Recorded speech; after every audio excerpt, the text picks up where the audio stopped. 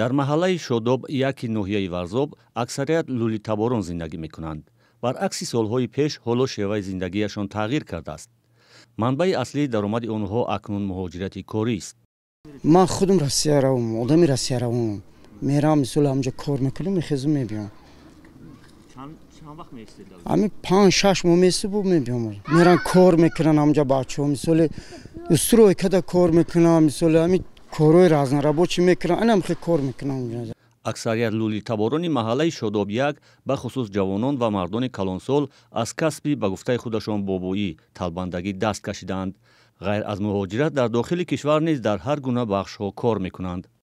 خب گوخه بچه آسفالت کار میکنه من آسفالت همینجا همه بچه ما کداگی همین طرف هایم دیگه جاهای هم بچه خیلی خدمتشون میرسه استود بچه میخونن استود معلم هست از طرف ریگر درس میتین استود و یا درس داده من بچه هست گازیل هست ماشتکه های میکنن های ماشتکه های میکنن گازیل اتوبوس خب مردم های کار سودن کو اوهان جام میکنن کودکان لولی‌ها در مکتب همراه با ساکنان محلی درس میخوانند.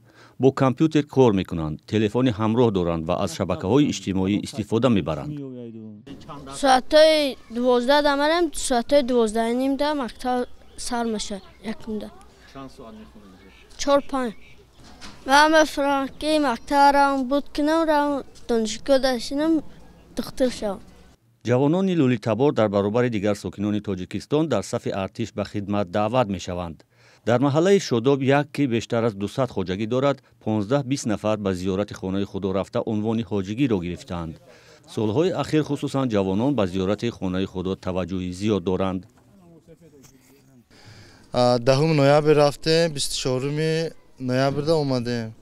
ای دوشنبه جده مکه رفتیم. 2 هفته ناس همجا گشتیم مکه. اصلا هم زیارت ناس کدیم اومدیم. омбудсмен ё идораи ваколатдор оид ба ҳуқуқи инсон дар гузориши ахири худ ба Созмони Милали Муттаҳид вазъи лӯлитаборонро дар Тоҷикистон баҳо додааст. дар ин гузориш омадааст, ки ҷамоаҳои лӯлитаборон дар деҳаҳои алоҳида дар шаҳру ноҳияҳои Ҳисор, Ваҳдат, Рӯдакӣ, Варзоб, Восе, Балхӣ, Панҷакен ва Бобоҷон Ғафуров зиндагӣ намуда, онҳо аз ҳамаи ҳуқуқу озодиҳои пешбинӣ намудаи қонунгузорӣ бархурдоранд. ба гузориши ин ниҳод фарзандони онҳо ба таҳсилоти умумии асосӣ фаро гирифта шудаанд. бо ин вуҷуд омбудсмени тоҷик таъкид кардааст, ки дар самти амалишавии ҳуқуқи ақалиятҳои миллӣ мушкилот низ ба назар мерасад, аз ҷумла баробарии воқеӣ ва пуррагӣ таъмин карда нашудааст.